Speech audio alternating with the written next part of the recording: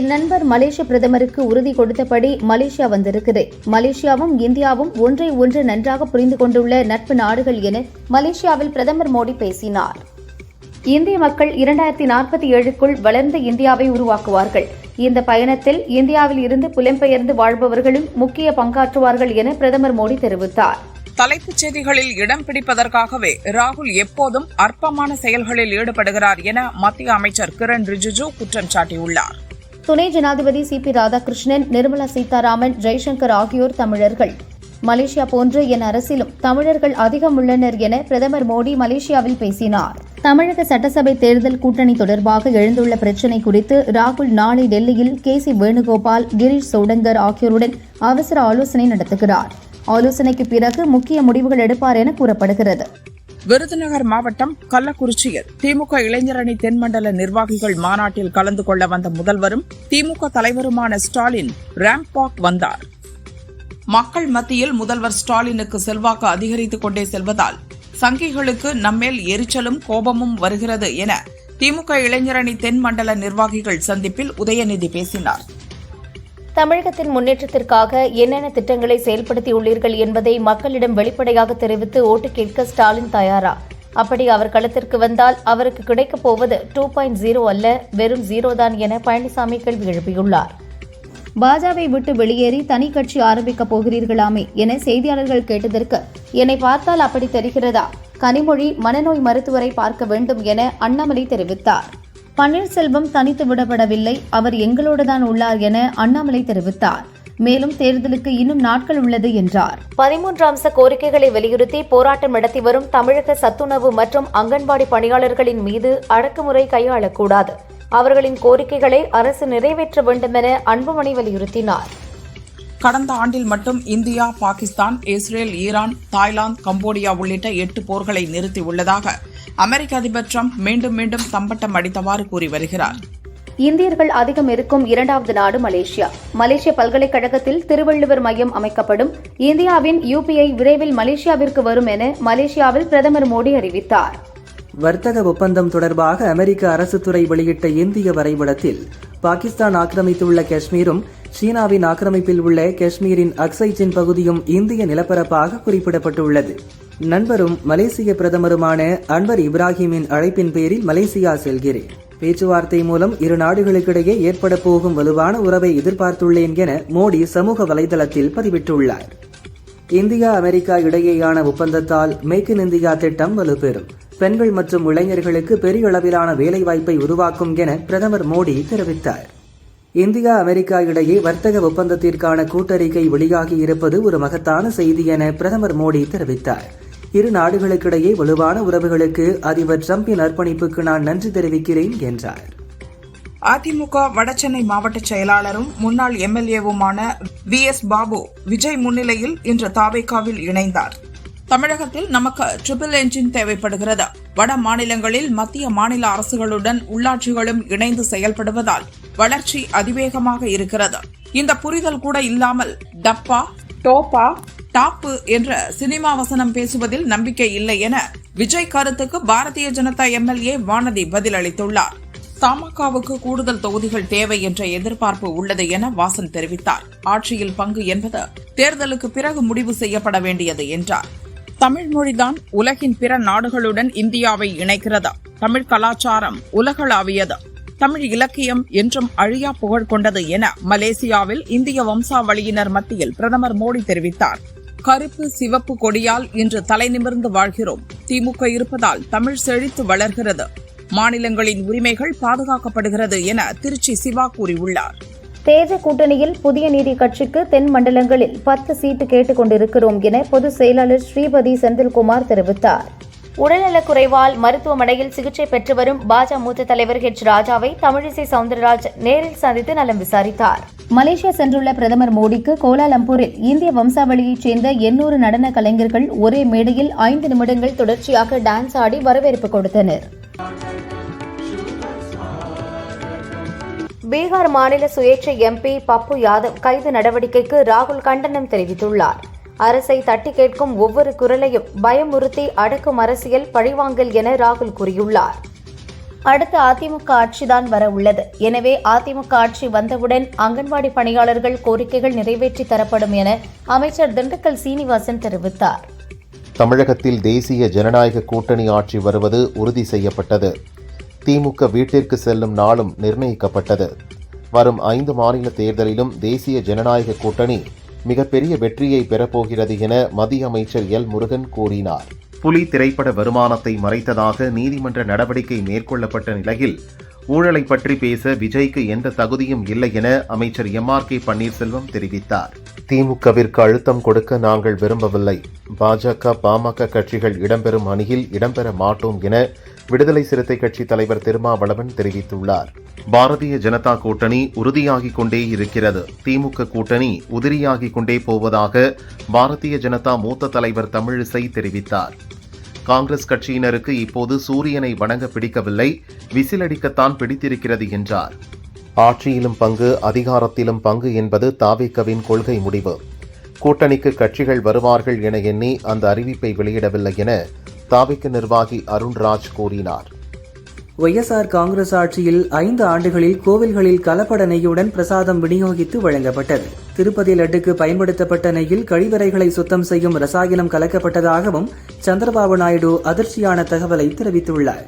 சட்டசபை வரும் 17ஆம் தேதி கூடுகிறது. தமிழ்நாடு அரசின் இடைக்கால பட்ஜெட்டை அன்றைய தினம் நிதியமைச்சர் தங்கம் தென்னரசு தாக்கல் செய்கிறார் என சபாநாயகர் அப்பாவு தெரிவித்தார். விருதுநகர் மாவட்டம் கல்குறிச்சியில் இன்று மாலையில் நடக்கவுள்ள திமுக தென்மண்டல இளைஞரணி மாநாட்டில் தேர்தலையொட்டி மிக முக்கியமான அறிவிப்புகள் வெளியாக வாய்ப்புள்ளதாக அமைச்சர் தங்கம் தென்னரசு தெரிவித்தார். செந்தமிழ் சொற்பிறப்பியல் அகரமுதலி திட்டத்தை தம் வாழ்நாள் கடமையாக எண்ணி உழைத்தார். தமிழின் தனித்தன்மையை பேணி காத்திட்ட தனித்தமிழறிஞர் பாவாணர் வாழ்க என அவரது பிறந்த நாளை ஒட்டி முதல்வர் ஸ்டாலின் வாழ்த்தினார். சட்டசபை தேர்தலில் தாவேக சார்பில் போட்டியிட விருப்ப மனு பெற விரும்பும் நிர்வாகிகள் நேரில் வர வேண்டாம், ஆன்லைனில் மனுவை பதிவிறக்கம் செய்து கொள்ளலாம் என தாவேக பொதுச் செயலாளர் என். ஆனந்த் தெரிவித்தார்.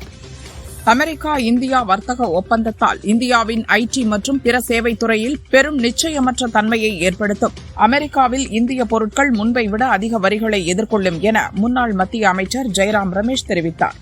ஜார்க்கண்ட் மாநிலம் பொகாரோ மாவட்டத்தில் வனப்பகுதியிலிருந்து ஊருக்குள் நுழைந்த யானை தாக்கி கடந்த 2 நாட்களில் 5 பேர் பலியாயினர்.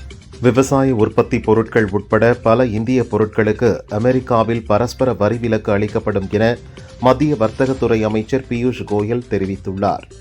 குஜராத் மாநிலத்தில் 5 ஆண்டுகளாக கலப்பட பால் விற்று ஆலை கண்டுபிடிக்கப்பட்டது. உடலுக்கு தீங்கு விளைவிக்கும் யூரியா, சோப்பு பவுடர், நச்சு ரசாயனம் கலந்த பால் உற்பத்தி செய்தது தெரியவந்துள்ளது. சபர்கந்தா, மெக்சனா மாவட்டத்தில் உள்ளவர்கள் இந்த கலப்பட பால் மற்றும் மோரை சாப்பிட்டுள்ளனர். பெண்கள் மற்றும் இளைஞர்களுக்கு பெரிய அளவில் வேலை வாய்ப்புகளை உருவாக்கும் வலுவான ஒப்பந்தத்தை மேற்கொண்டதற்கு அதிபர் டிரம்புக்கு நன்றி என பிரதமர் மோடி கூறியுள்ளார். பிரதமர் மோடி 2 நாள் பயணமாக மலேசியா புறப்பட்டார். வர்த்தகம், முதலீடு, எரிசக்தி மற்றும் கடல்சார் பாதுகாப்பு ஆகிய துறைகளில் இருதரப்பு உறவுகளையும் ஒத்துழைப்பையும் வலுப்படுத்துவது குறித்து மலேசிய பிரதமர் அன்வர் இப்ராஹிமுடன் ஆலோசனை நடத்துகிறார். ஆந்திராவின் சித்தூர் மாவட்டத்தில் பறவை காய்ச்சல் காரணமாக கடந்த சில நாட்களில் 50,000 கோழிகள் பலியானது. இதையடுத்து பண்ணைகளில் தீவிர தடுப்பு நடவடிக்கைகள் மேற்கொள்ளப்பட்டுள்ளதாக அதிகாரிகள் தெரிவித்துள்ளனர். ஒடிசாவின் பாலசோர் மாவட்டத்தில் சந்திப்பூர் கடலோர பகுதியில் அணு ஆயுதங்களை சுமந்து சென்று தாக்கக்கூடிய திறன் படைத்த அக்னி-3 ஏவுகணை வெற்றிகரமாக பரிசோதனை செய்யப்பட்டது. இந்தியா அமெரிக்கா வர்த்தக ஒப்பந்தத்தால் ஏற்றுமதி அதிகரிக்கும். இதனால் நமது பெண்களுக்கும் இளைஞர்களுக்கும் லட்சக்கணக்கான புதிய வேலை வாய்ப்புகளை உருவாக்கும் என மத்திய வர்த்தகத்துறை அமைச்சர் பியூஷ் கோயல் தெரிவித்துள்ளார். சபரிமலை தங்கம் கொள்ளை வழக்கில் விசாரணைக்கு ஆஜராகுமாறு நடிகர் ஜெயராமுக்கு அமலாக்கத்துறையினர் நோட்டீஸ் அனுப்பியுள்ளனர். உன்னிகிருஷ்ணன் போத்தியிடம் விசாரணை நடத்தவும் நோட்டீஸ் அனுப்பப்பட்டுள்ளது. திருமலை திருப்பதி தேவஸ்தானத்தின் சென்னை தீநகர் பத்மாவதி தாயார் கோவிலில் 9 நாள் பிரம்மோற்சவ விழா இன்று கொடியேற்றத்துடன் துவங்கியது. இதில் ஏராளமானோர் பங்கேற்றனர். காரைக்கால் ஸ்ரீ மகா மாரியம்மன் ஆலய 59ஆம் ஆண்டு தைக்கடை வெள்ளி விழா துவக்க நாளில் உற்சவர் ஸ்ரீ மாரியம்மன் அன்னபட்சி வாகனத்தில் வீதி உலா வந்து பக்தர்களுக்கு அருள்பாலித்தார்.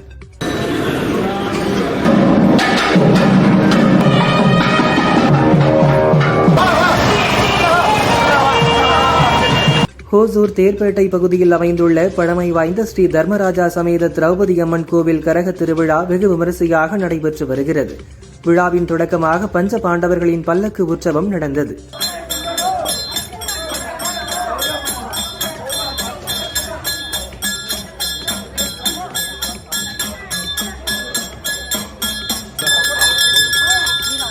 தஞ்சை மாவட்டம் திருவிடைமருதூர் அருகே நவகிரக கோவில்களில் ஒன்றான பிரசித்தி பெற்ற கஞ்சனூர் சுக்கிரன் கோவிலில் நடந்த திருவிளக்கு பூஜையில் 100க்கும் மேற்பட்ட பெண்கள் கலந்து கொண்டு வழிபாடு செய்தனர்.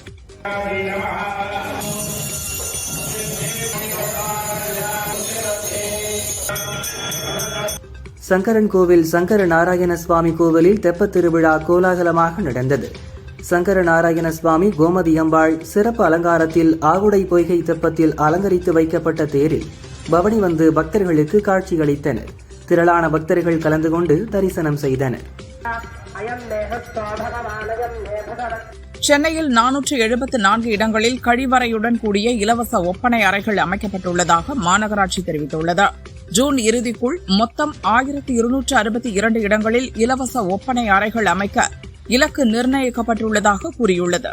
ஓசூர் அருகே சூளகிரி காவல் நிலையத்திற்கு பின்புறம் திடீரென ஏற்பட்ட தீ விபத்தில் பல்வேறு வழக்குகளில் பறிமுதல் செய்யப்பட்ட லாரி, கார் உள்ளிட்ட வாகனங்கள் தீயில் எரிந்து சேதமடைந்தன.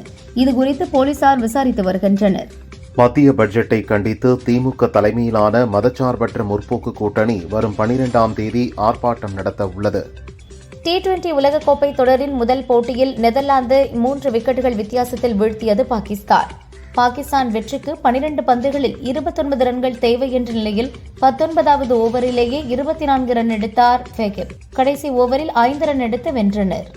தமிழகத்தில் நீண்ட நாட்களாக சஸ்பெண்ட் செய்யப்பட்டுள்ள 202 போலீசார் மீதான நடவடிக்கை ரத்து செய்யப்படுவதாகவும் அவர்கள் மீண்டும் பணிக்கு திரும்பும் சூழல் ஏற்பட்டுள்ளதாகவும் போலீஸ் டிஜிபி வெங்கட்ராமன் அறிவித்துள்ளார்.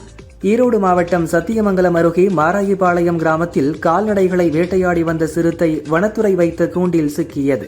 புதிய மருந்துகள் மற்றும் உபகரணங்களை நாமே உருவாக்கினால் மட்டும் முன்னேற்றம் அடைய முடியும் என தேசிய மருத்துவ ஆணைய தலைவர் தெரிவித்தார். இந்தியாவுக்கு அதிக டாக்டர்கள் தேவை என்றார். நீண்டகால பணியிடை நீக்கத்தில் உள்ள காவலர்களை மீண்டும் பணியில் சேர்க்க தமிழக காவல்துறை உத்தரவிட்டுள்ளது.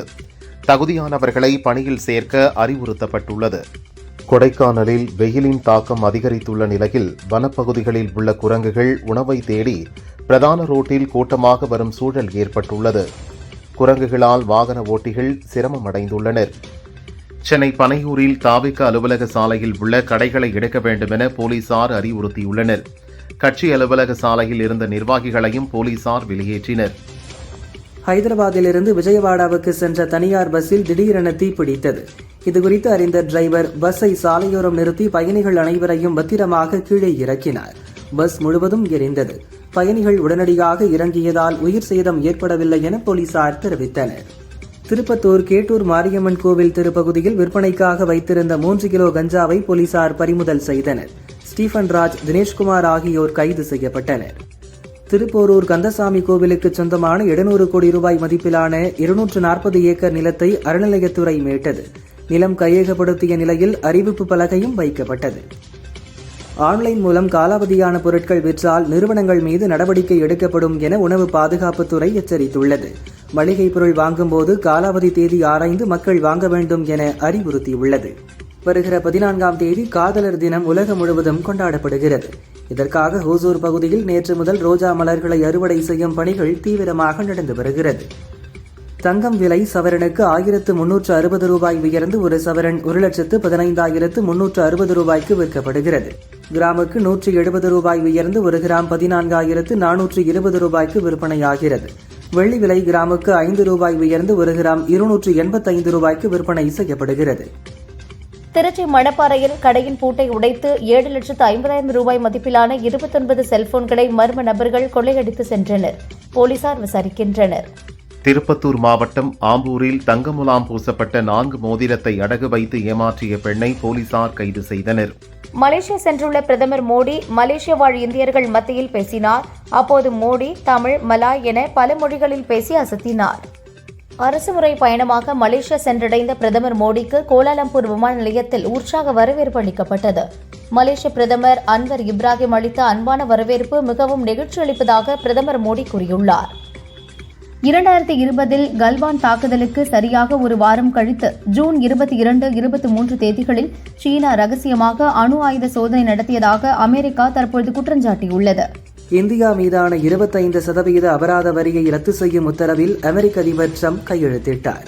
அதிபர் டிரம்பின் உத்தரவின் மூலம் இந்தியா மீது இருந்த வரி தற்போது 18% குறைக்கப்பட்டது. அமெரிக்கா இந்தியா இடையே முதற்கட்ட வர்த்தக ஒப்பந்தம் கிட்டத்தட்ட தயாராகிவிட்டது. இது தொடர்பான கூட்டறிக்கையை இறுதி செய்து இரு நாடுகளும் கையெழுத்திட்டது.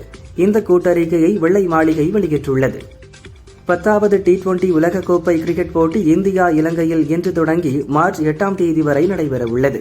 முதல் நாளில் நடைபெறும் 3 ஆட்டங்களில் கடைசியாக நடப்பு சாம்பியனான இந்தியா அமெரிக்காவுடன் மோதுகிறது.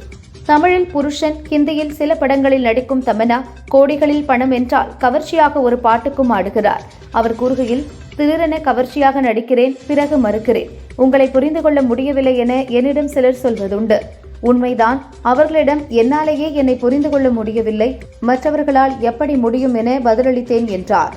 சேகர் கமுலா இயக்கத்தில் தனுஷ், நாகார்ஜுனா, ராஷ்மிகா நடித்து கடந்த ஆண்டு வெளியான படம் குபேரா. தெலுங்கில் லாபமும் தமிழில் சுமாரான வரவேற்பையும் பெற்றது. கருப்பு பணத்தை வெள்ளையாக மாற்ற பிச்சைக்காரனான தனுஷை பயன்படுத்தி நடக்கும் கதை. இந்த படத்தை ஏப்ரல் 17 ஜப்பானில் வெளியிடுவதாக அறிவித்துள்ளனர். நடிகர் மோகன்லால், இயக்குநர் ஜித்து ஜோசப் கூட்டணியில் திருஷ்யம் படம் இதுவரை 2 பாகங்களாக வெளியாகி வரவேற்பை பெற்றன. தற்பொழுது 3ஆம் பாகம் உருவாகிறது. அடுத்தும் இதன் தொடர்ச்சி வருமா என ஜித்துவிடம் கேட்கப்பட்ட கேள்விக்கு, 3ஆம் பாகத்திற்கு பிறகு கதையை மேலும் வளர்க்கும் எண்ணம் இல்லை. அப்படி இழுத்தால் சுவாரஸ்யம் குறைந்துவிடும். திருஷ்யம் 3உடன் முடிகிறது என்றார். இந்தியன் படத்தில் சுகன்யா நடித்த ரோலில் நடிக்க எனக்கு ஆஃபர் வந்தது. ஆனால் புரோஸ்தெட்டிக் மேக்கப் போட்டு நடிக்க நான் விரும்பவில்லை. இப்போது தாய்க்கிழவி படத்தில் வித்தியாசமான தோற்றம் வேண்டும் என நானே கேட்டு புரோஸ்தெட்டிக் மேக்கப் போட்டு நடிக்கிறேன். மேக்கப் போட 4.5 மணி நேரம், நீக்க 2.5 மணி நேரம் ஆகிறது என நடிகர் ராதிகா வெளிப்படையாக கூறினார். ராஜமௌலி தற்போது வாரணாசி படத்தை இயக்குகிறார். மகேஷ் பாபு, பிரியங்கா சோப்ரா, பிருத்விராஜ் முதன்மை வேடத்தில் நடிக்கின்றனர். இந்த படத்தில் ராஜமௌலியின் சம்பளம் 150 கோடியாம். வெளிநாட்டு உரிமை என்ன விலை போகிறதோ அதை தனக்கு சம்பளமா தாங்க என அவர் கூறிவிட்டாராம். அப்படி நிர்ணயிக்கப்பட்ட தொகைதான் இது என்கிறார்கள். கமல் தயாரிப்பில் ரஜினி நடிக்கும் படத்தை சிபி சக்கரவர்த்தி இயக்கவுள்ளார். அடுத்து ரஜினி, கமல் இணைந்து நடிக்கும் படத்தை நெல்சன் இயக்குகிறார். இந்த படத்திற்கான புரோமோ வீடியோ படப்பிடிப்பு சென்னையில் இன்று நடக்கிறதாம். நெல்சனின் வழக்கமான புரோமோ வீடியோ போன்று இதுவும் கலகலப்பாக இருக்கும் என்கிறார்கள்.